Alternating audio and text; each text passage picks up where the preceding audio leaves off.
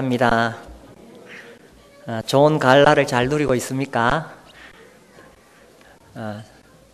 여름에는 여름을 즐기고, 가을에는 가을을 즐기고, 겨울에는 겨울을 즐기고, 땅에 있을 동안에는 땅을 즐기고, 천국 가면은 영원히 즐기게 될 것입니다.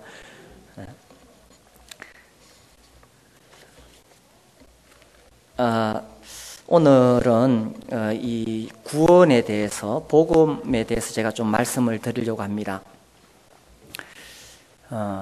이것은 천국과 지옥의 문제입니다. 구원을 받은 사람은 천국에 가고 받지 못하면 지옥에 갑니다. 구원에 대한 확신을 할 수 있는가? 내가 구원받았다는 사실을 확신할 수 있는가?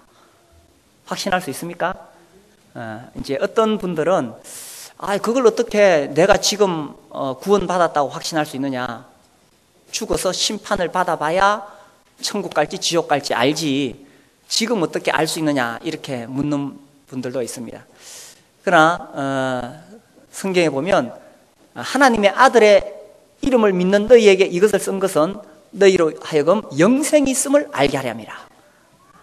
요한 1서 말씀에 명확하게 나옵니다. 하나님의 아들의 이름을 믿는 자에게는 영생이 있다는 것을 알 수 있다는 것이죠.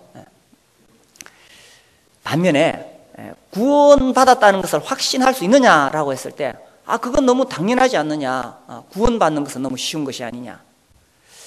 이것이 지나쳐서 이 구원을 값싼 구원으로 만들 수 있다는 것입니다. 나도 어떻게 구원받는지 안다.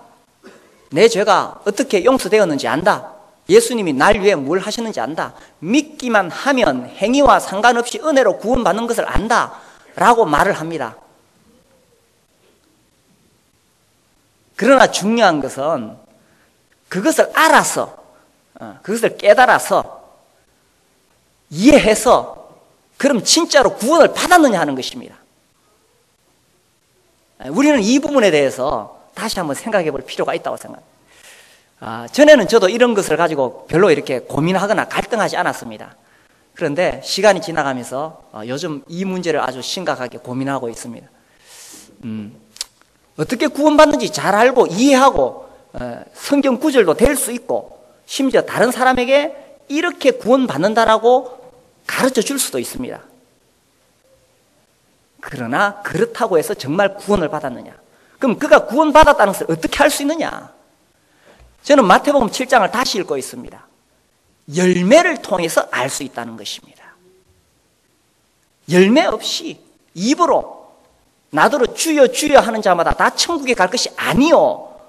주님이 그렇게 말씀하신 다음에 마지막 결론은 어디에 집을 짓느냐?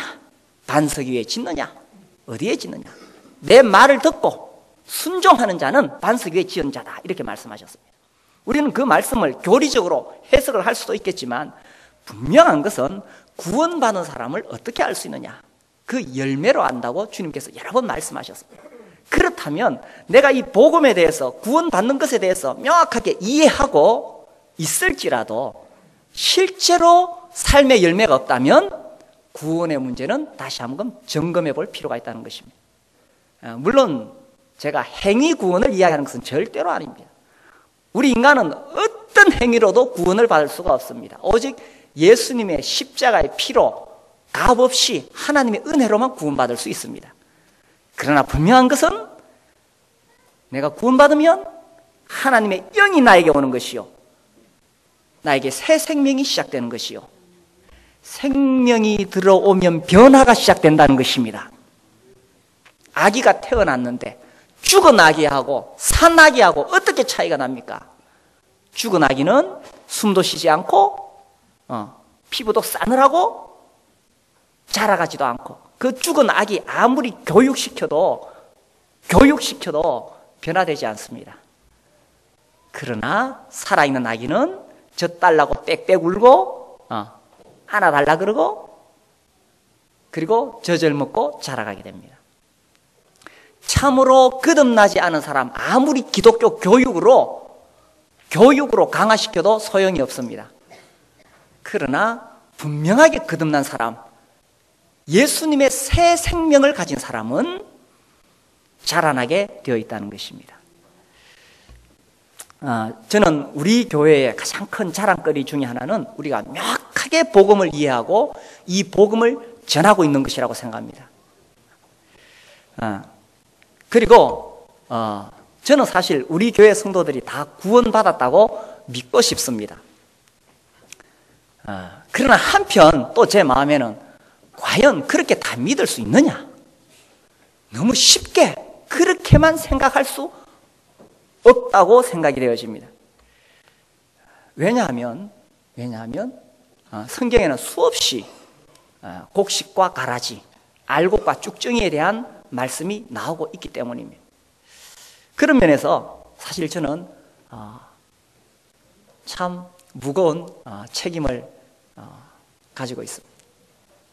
만약에 마지막 날에 하나님께서 심판하시는 그날에 우리는 정말 이 성경을, 하나님 말씀을 전하고 복음을 잘 전해서 구원받았다고 생각했는데, 만약에 마지막 심판날에 우리 가운데 구원받지 못한 사람이 있어서 지옥 불못에 가는 경우가 생기게 된다면, 물론 그것을 제 혼자 책임질 문제는 아니겠죠. 그러나 제 마음이 가장 무거울 것입니다. 저는 우리 교회에 이 복음의 능력이 더 살아날 수 있게 되기를 원합니다. 선명한 복음, 분명한 복음. 그래서 이 복음이 전해질 때에 단순히 지식적으로 이해해서 구원받았다고 말하는 것이 아니라 이 복음의 능력으로 확실하게 구원받는, 하나님의 생명이 심어지는 그런 복음의 능력이 우리 교회 가운데 있기를 원합니다. 이것이 바로 교회의 영광이요 하나님의 영광입니다. 복음이 살아있는 교회. 저는 또 요즘 이런 생각도 합니다. 요즘 우울증 걸린 사람이 왜 이렇게 많습니까?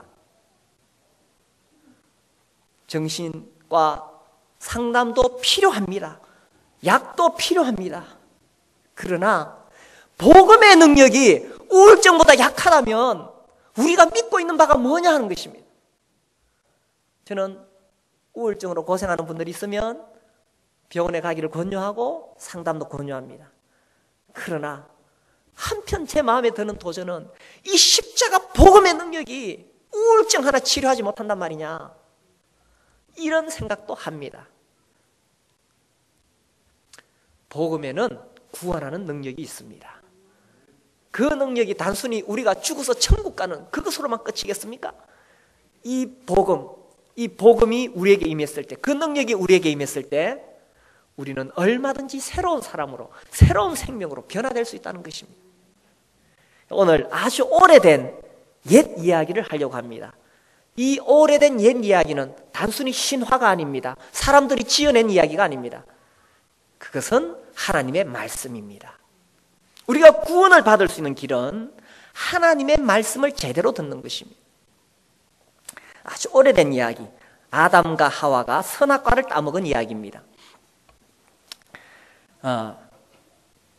이 선악과를 따먹었을 때 오늘 7절 말씀, 이에 그들의 눈이 밝아져 자기들이 벗은 줄을 알고 무화과 나무 잎을 엮어 치마로 삼았더라.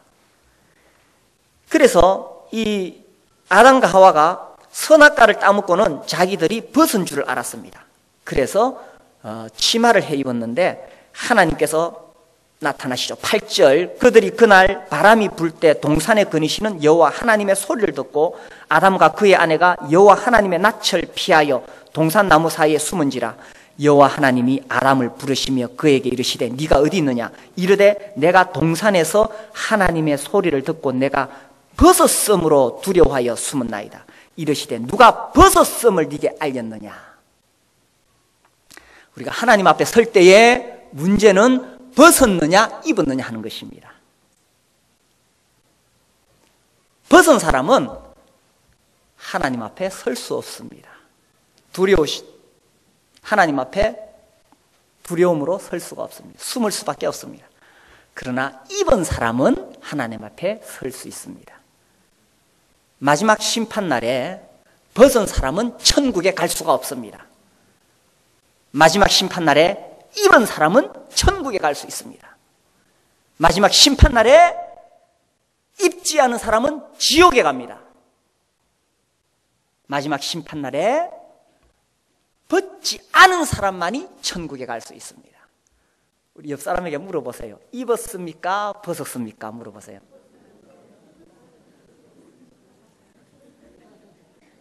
자, 이들이, 이 아담과 하와가 어떻게 벗은 줄을 알게 되었습니까? 7절 보세요. 어떻게 벗은 줄을 알게 되었습니까? 예, 이에 그들의 눈이 밝아져 자기들이 벗은 줄을 알았다고 되어 있습니다. 눈이 밝아져서. 우리가 눈이 밝아졌다는 것은 좋은 의미로 많이 쓰죠, 그죠? 성경에서도 이 흙이 져서 쓰러질라 그러는데 요나단이 꿀을 찍어 먹고 눈이 밝아졌다고 되어 있습니다. 그래서 눈이 밝아졌다는 것은 좋은 의미가 있습니다. 근데 여기서 눈이 밝아졌다는 것은 좋은 의미가 아닙니다. 근데 이 아담이 하와가 어떻게 눈이 밝아졌느냐? 왜 눈이 밝아졌을까요? 바로 5절 말씀, 너희가 그것을 먹는 날에는 너희 눈이 밝아져 하나님과 같이여 선악을 알 줄 하나님이 아심이니라. 너희가 그것을 먹는 날에 눈이 밝아진다고 했는데 뭘 먹었습니까? 선악을 알게 하는 나무의 과일을 따먹었습니다. 그래서 눈이 밝아진 것입니다. 여기서 이 눈이 밝아졌다는 의미가 좋은 의미라면 참 좋을 것인데 불행히도 이것은 좋은 의미가 아니었습니다. 자, 이들이 왜 선악과를 따먹었을까요? 왜 따먹었습니까? 여기 보니까 이 뱀이, 옛 뱀, 사단입니다. 마귀죠. 이 뱀이 와서 이 하와를 유혹했습니다. 너희가 그것을 먹는 날에는 너희 눈이 밝아진다. 하나님은 분명하게 말씀하시기를 창세기 2장 17절에서 우리 2장 17절 같이 한번 읽어보겠습니다. 선악을 알게 하는 나무의 열매는 먹지 말라. 네가 먹는 날에는 어떻게 됩니까? 반드시 죽으리라. 하나님께서 선악을 알게 하는 나무의 과실을 먹으면 반드시 죽으리라고 분명하게 경고를 했습니다. 그런데 왜 따먹었느냐는 겁니다. 왜 따먹었어요? 사단이 유혹하니까 그것을 따먹었습니다. 그래서 이것을 따먹은 이후로 아담과 하와는 에덴 동산에서 쫓겨나게 됩니다. 그리고 모든 인류가 죄인으로 태어나서 죄악 가운데 살아가고 그 결과는 심판을 받아서 지옥에 간다는 것입니다. 우리가 이렇게 질문할 수 있습니다. 아니 하나님, 그 선악과 그거 한 개 따먹은 게 뭐 그리 대단히 문제가 됩니까? 누구는 뭐 한 트럭씩 해먹는데 겨우 선악과 한 개 따먹은 게 뭐가 그렇게 큰 문제가 됩니까? 그것이 왜 문제가 됩니까? 선악과를 따먹은 것이 왜 문제가 됩니까? 하나님의 말씀에 불순종했기 때문인 것입니다. 하나님의 말씀을 거역했기 때문인 것입니다. 하나님 말씀을 어기는 것이 죄라는 사실 아십니까?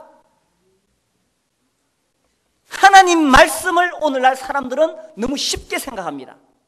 그렇기 때문에 성경은 그래도 내 생각은 그렇지 않다고 말합니다. 오늘날 사람들은 하나님의 말씀이 얼마나 놀라운지 깨닫지 못하고 있습니다. 이 선악과를 따먹은 것이 왜 죄가 됩니까? 하나님의 말씀에 불순종했기 때문에. 하나님 말씀을 불순종하는 것이 죄가 된다는 사실을 알고 계십니까? 자, 그래서 이 뱀이 유혹하기를 너희가 그것을 먹는 날에는 너희 눈이 밝아져 하나님과 같이 된다고 했어요. 그래서 이 아담과 하와가 그것을 따먹으면 나도 눈이 밝아져 하나님 같이 된다, 이렇게 해서 따먹은 것입니다. 여기서 우리가 이 뱀의 속임수를 알아야 됩니다. 그것을 먹는 날에는 너희 눈이 밝아져 하나님과 같이 된다고 했습니다. 자, 보세요. 눈이 밝아져 하나님과 같이 되는 것하고 하나님이 되어서 눈이 밝아지는 것하고 차이를 아시겠습니까? 어떤 예를 들어서 우리가 이렇게 생각해 봅시다. 어떤 직원이 이제 그 회사에 갔습니다. 회사에 가니까 사장님 책상 위에 결제할 서류가 잔뜩 쌓여 있습니다. 그래서 이 직원이 사장님 앉은 의자에 앉아가지고 그 결제할 서류를 서류하면서 사장님처럼 흉내를 냈습니다. 그럼 사장님이 되는 겁니까? 반대로 사장님이 그 자리에 앉아서 사장님으로서 서류에 결제를 했습니다. 뭐가 다릅니까? 눈이 밝아진다고 해서 하나님이 되는 것은 아니라는 것입니다. 반대로 하나님이 되어서 눈이 밝아져야 되는 것입니다. 근데 이 뱀 마귀의 아주 미묘한 속임수에 아담과 하와가 넘어갔던 것입니다. 자기들은 그거 따먹으면 눈이 밝아지면 하나님이 된다고 생각했습니다. 그거 따먹고 눈은 밝아졌지만 하나님은 되지 않았다는 사실입니다. 그 다음에 더 심각한 문제는 뭐냐 하면 그때부터 아담과 하와는 자기가 하나님 노릇을 하기 시작했다는 것입니다. 자기가 하나님이 되었다는 거죠. 이것이 바로 죄의 본질이라는 겁니다. 그 후로 아담의 자손들은, 모든 아담의 자손들은 다 눈이 밝아졌어요. 그리고 자기가 하나님처럼 행세하고 다닙니다. 자, 그러면 그렇다고 해서 사람이 과연 하나님이 되었습니까? 천만의 말씀. 사람이 하나님이 된 것은 아닙니다. 다만 눈이 밝아져서 하나님처럼 행세하고 다닐 뿐입니다. 이것이 죄의 본질이라는 겁니다.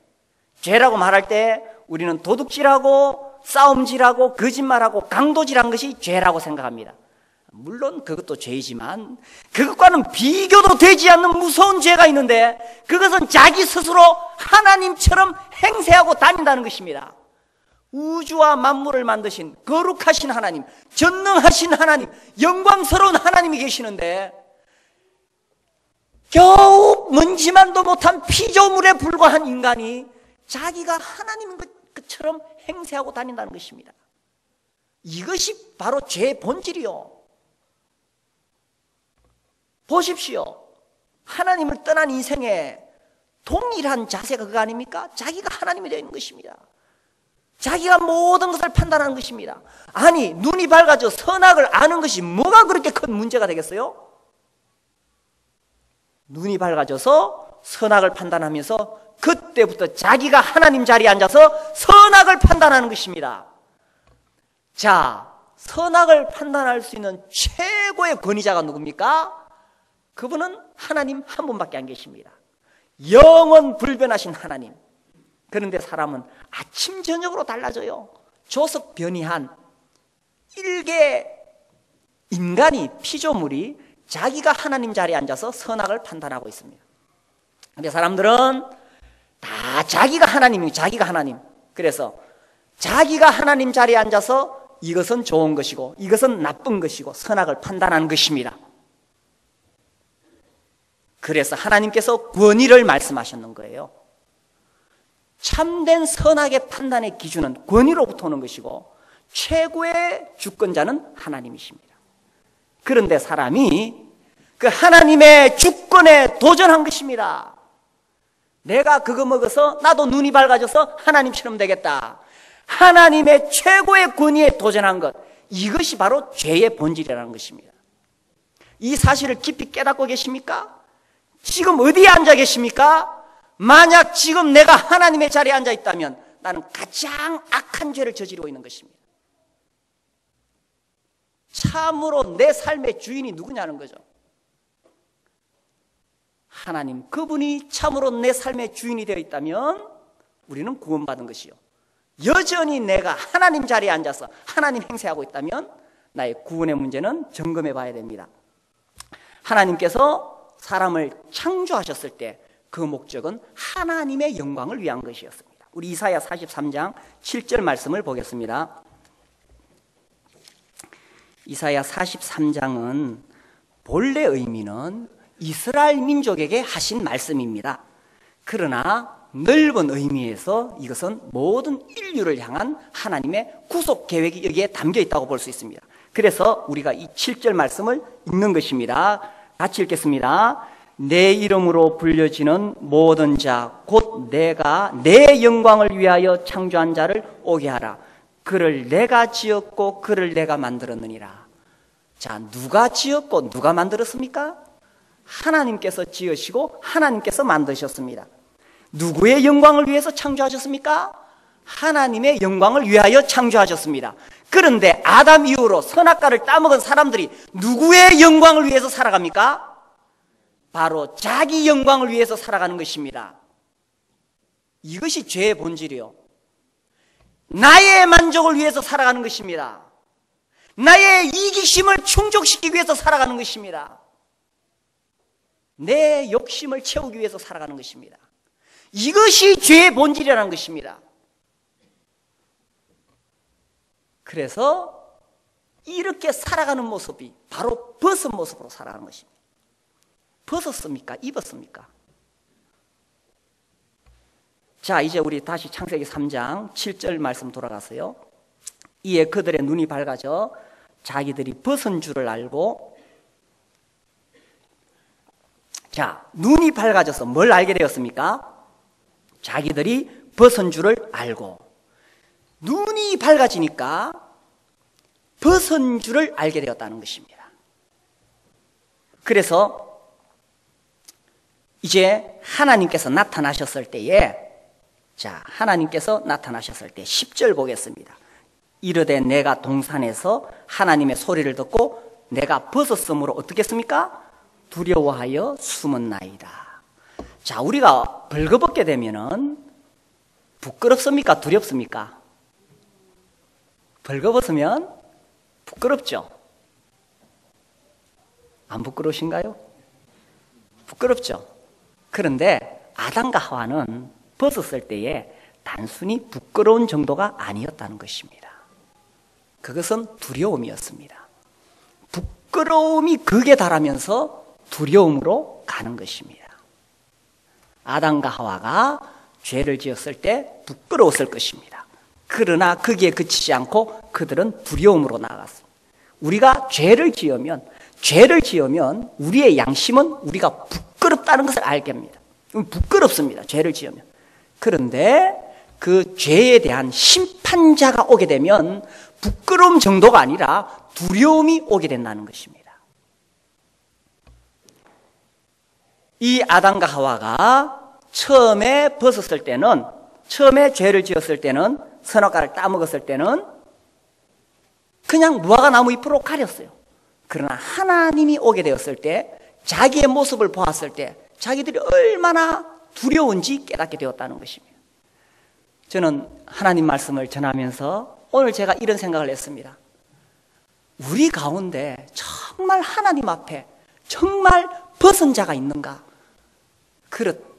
그럼에도 불구하고 심각한 문제는 뭐냐 하면 벗고 있는데도 자기가 벗었다는 사실을 모르고 있다는 것이 심각하다는 것입니다. 자기는 입고 있다고 착각하고 있다는 것입니다. 그것이 심각한 문제라는 것입니다.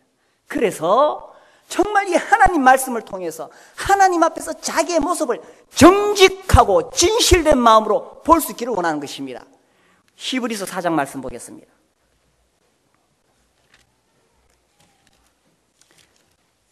히브리서 4장 12절. 하나님의 말씀은 살아있고 활력이 있어 좌우의 날선 어떤 검보다도 예리하여 혼과 영과 및 관절과 골수를 찔러 쪼개기까지 하며 또 마음의 생각과 뜻을 판단하나니. 13절.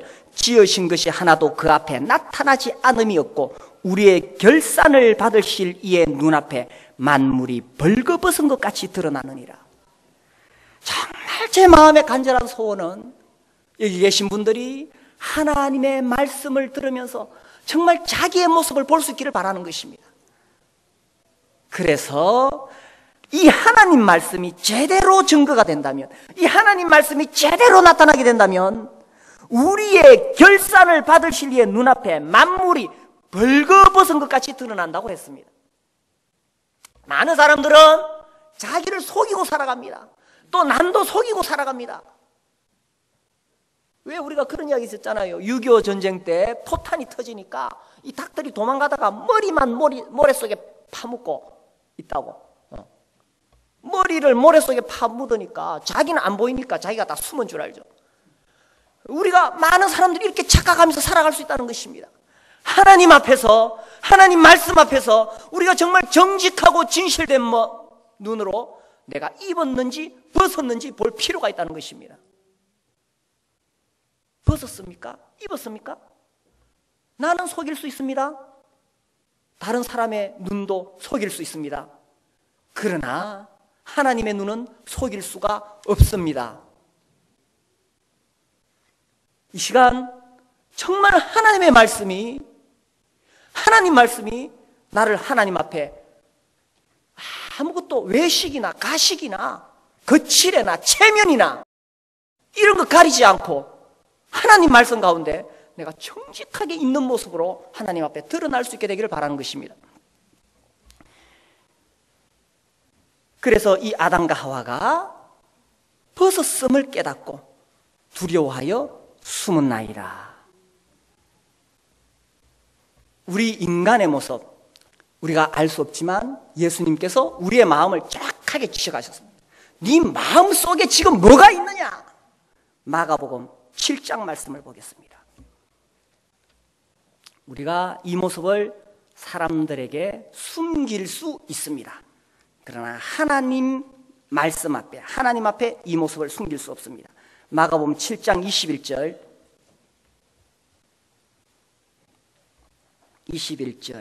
속에서 곧 사람의 마음에서 나오는 것은 악한 생각 곧 음란과 도둑질과 살인과 이것이 사람의 마음속에 있다는 것입니다. 간음과 탐욕과 악독과 속임과 음탕과 질투와 비방과 교만과 우매함이니 이 모든 악한 것이 다 속에서 나와서 사람을 더럽게 하느니라. 자, 우리가 이것을 숨길 수가 있습니까? 하나님 앞에 나오면 하나님은 불꽃 같은 눈으로 내 마음속을 정확하게 지적하고 계십니다. 속에서 곧 사람의 마음에서 내 마음속에 뭐가 있느냐? 악한 생각이 있는데 악한 생각이 첫 번째 곧 음란과 도둑질과 살인과 우리 마음속에 얼마나 음란한 생각이 가득하냐? 얼마나 욕심이 가득해서 내가 남의 물건을 훔치지는 않았지만 얼마나 내 속에 욕심이 가득하냐는 것입니다. 살인, 내가 실제로 사람을 죽이지는 않았다 할지라도 내 마음속에 누군가를 향한 정오와 미움이 있다면 하나님은 그것을 살인이라고 말씀하시는 것입니다. 간음과 자기 아내가 아닌 다른 사람과 간음하는 것, 탐욕, 악독, 악하고 독하고 남을 속이고 음탕하고 질투하고 교만, 잘난 체하고 이 모든 것이 우리 속에 우글거리고 있다가 이것이 속에서 나와서 사람을 더럽게 한다는 것입니다. 이것이 하나님 앞에 벌거벗은 나의 모습입니다.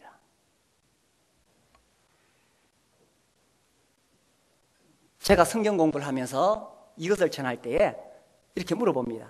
자, 여기 성경을 읽었는데 당신에게 해당되는 것이 있습니까? 이렇게 물어보면 어떤 사람은 뭐 좀 한두 개 있네요. 이렇게 말합니다. 어떤 사람은 다 해당되네요. 이렇게 말합니다. 어떤 사람은 나는 이것보다 더 악합니다라고 말합니다. 어떤 사람이 구원받을 수 있느냐? 자기가 벌거벗었다는 사실을 진실로 깨닫고 인정하고 두려워하는 사람이 구원을 받을 수 있습니다. 하나님 앞에서 내 마음의 상태가 이것보다 더 악하고 더럽고 이 사실을 진실로 깨달은 사람이 구원을 받을 수 있는 것입니다. 우리가 복음을 전할 때 적당히 타협하면 안 됩니다. 아, 이제 죄를 인정하는구나. 뭐 그 중에 한두 개 혹은 뭐 여기 있는 거 자기가 인정한다 그러니까 복음을 전한다. 안 됩니다. 그것은 성령을 거스리는 것입니다. 죄는 성령님이 깨닫게 하시는 거예요. 성령이 오시면 죄에 대하여 의에 대하여 심판에 대하여 깨닫게 한다고 말씀하셨습니다. 책망하시리라 깨닫게 하신다고 하셨습니다. 그래서 성령님이 죄에 대하여 책망하지 않는데 깨닫게 하지 않는데 십자가 이야기하는 거 아무 의미가 없습니다. 그래서 그렇게 했기 때문에 오늘날 가짜로 구원받은 사람이 얼마나 교회에 많은지 모릅니다. 혹 우리 가운데 그런 분이 계신다면 하나님 앞에서 정말 벌거벗은 자기의 모습을 정말 진실된 눈으로 볼 수 있는 눈이 필요한 것입니다. 내가 얼마나 거룩하신 하나님 앞에 더러운 죄인인가. 온 우주와 만물을 만드신 전능하신 하나님, 거룩하신 하나님, 영광스러운 하나님 앞에 내가 얼마나 잘난 체 했는가. 내가 얼마나 내 욕심을 위해 살아왔던가. 나는 진실로 우주 만물을 만드신 그 하나님께 진실로 엎드려서 경배를 드린 적이 있는가.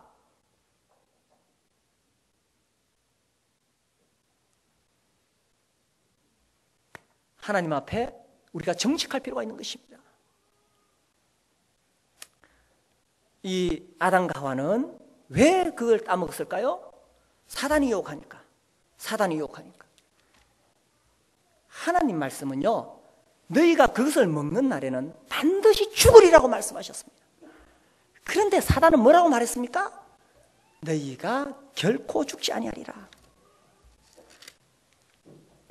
창세기 3장 4절, 뱀이 여자에게 이르되 너희가 결코 죽지 아니하리라. 하나님 말씀과 사단의 말은 완전히 반대입니다.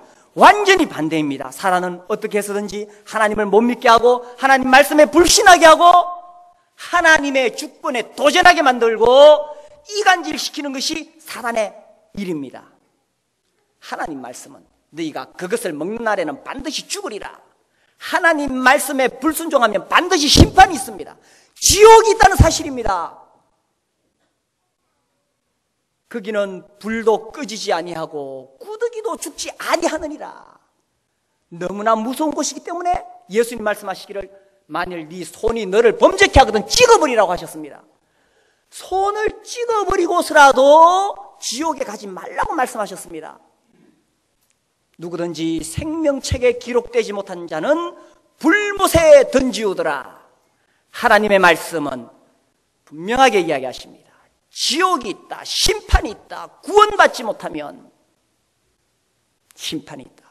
사단은 결코 죽지 않으리라고 말합니다. 누구 말을 듣겠습니까?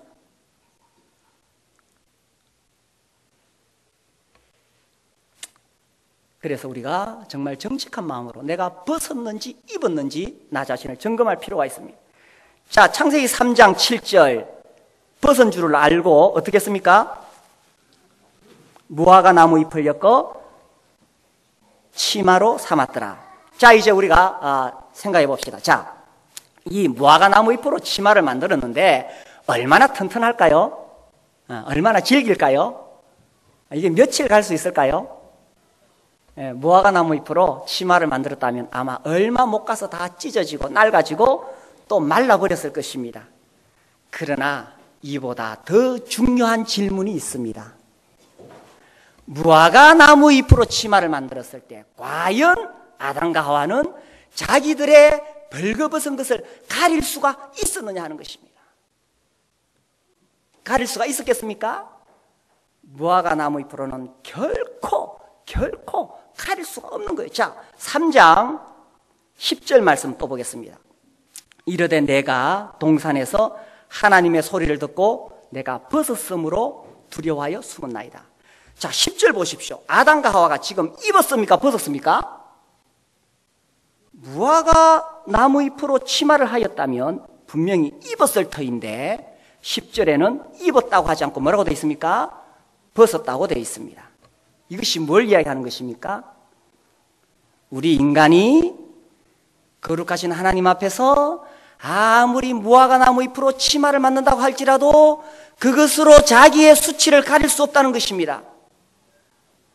우리 인간이 아무리 공로를 쌓고 아무리 교회 열심히 다니고 아무리 선행을 한다 할지라도 그것으로 결코 자기의 죄를 가릴 수가 없다는 것입니다.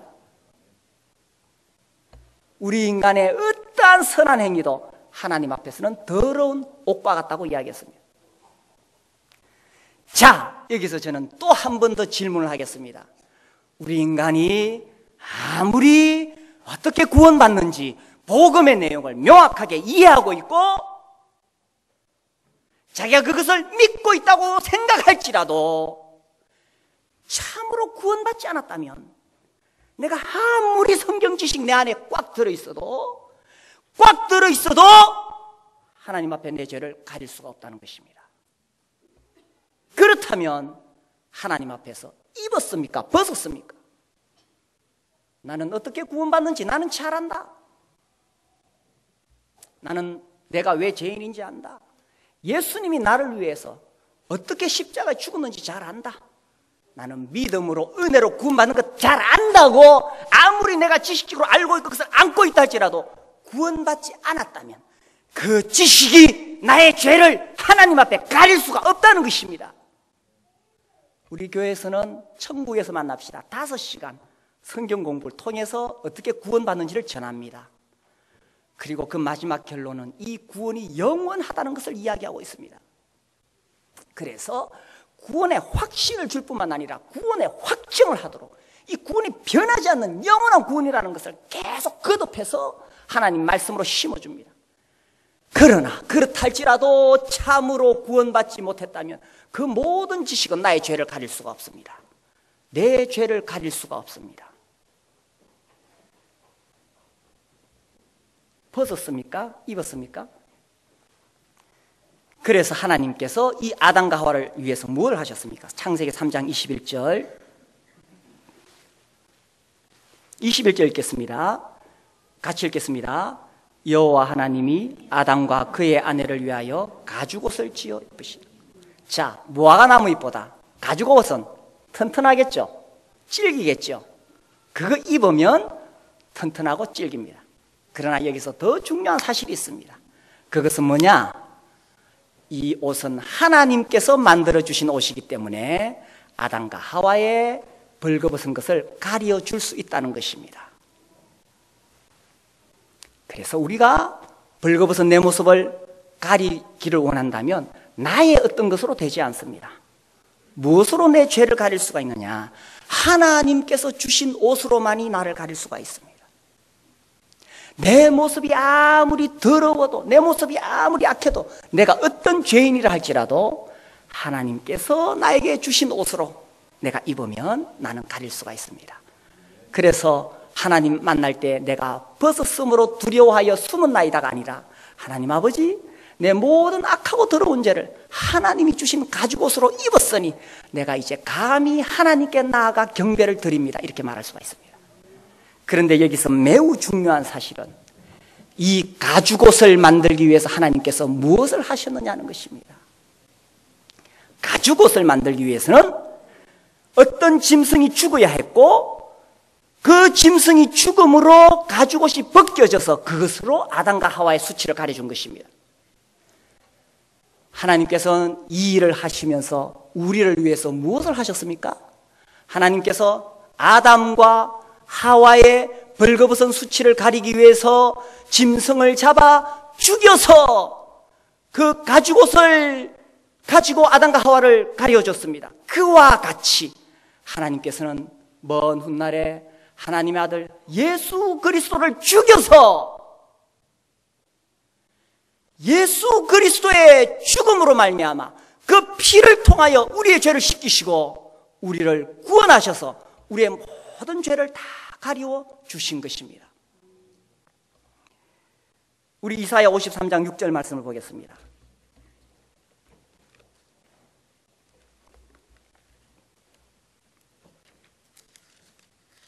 이사야 53장 6절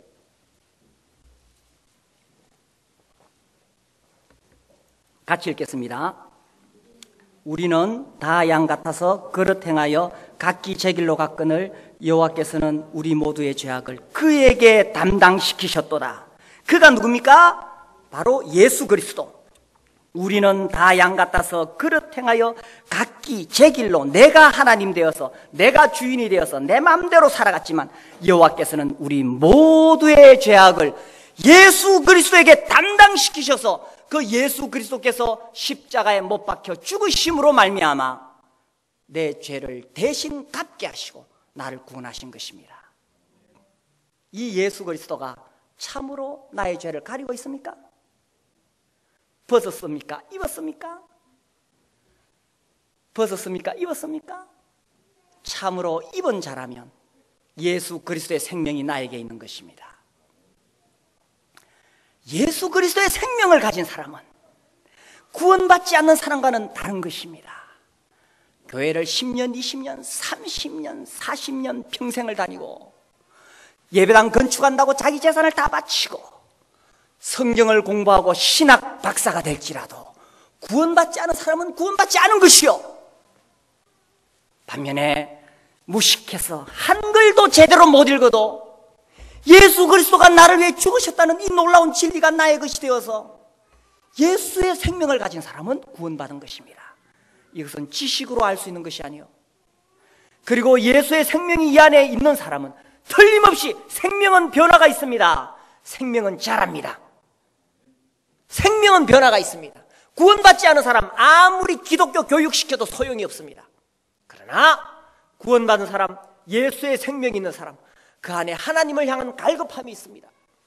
하나님을 더 사랑하고 싶고 하나님을 더 섬기고 싶고 하나님이 내 삶의 주인이라는 것을 알고 하나님께서 인간을 만드신 그 창조 목적을 알아 이제는 나의 영광이 아니라 하나님의 영광을 위해 살겠다고 다짐합니다. 그 열매로 그를 알지니라. 십자가 복음을 머리로는 이해하고 지식적으로 알고 있는데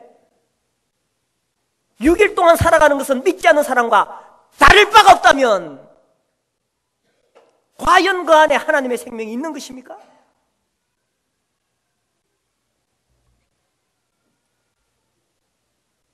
하나님의 생명을 가진 사람은 변화가 일어나는 것입니다. 그래서 이제 하나님의 영광을 위해 사는 것이요, 돈을 위해 살지 아니하고 내 쾌락을 위해 살지 아니하고 어떻게 하면 나를 구원한 이 십자가 복음을 전하면서 살 것인가? 내 주위에 수많은 사람들이 예수 알지 못하고 지옥으로 가고 있는데 어떻게 한 영혼에게라도 이 복음 전할까? 제가 복음을 전했을 때 개인적으로 성경 공부하다가 구원받으면 저는 그런 이야기 많이 들었습니다. 나는 구원받았는데 우리 아버지는 어떻게 하지요? 우리 아버지는 이거 모르는데. 그 사람 정말 구원받은 사람입니다. 이 복음의 가치를 깨닫는 사람, 복음을 위해 살아가는 것입니다. 우리 가운데 구원의 확신이 없다면 하나님 말씀 붙잡고 구원의 확신을 가지시게 되기를 바랍니다. 만약에 구원의 확신이 있다면 자기 안에 참으로 생명이 있는지 점검해 보시고 이제는 이 생명을 따라 하나님의 영광을 위해 사시기를 바랍니다.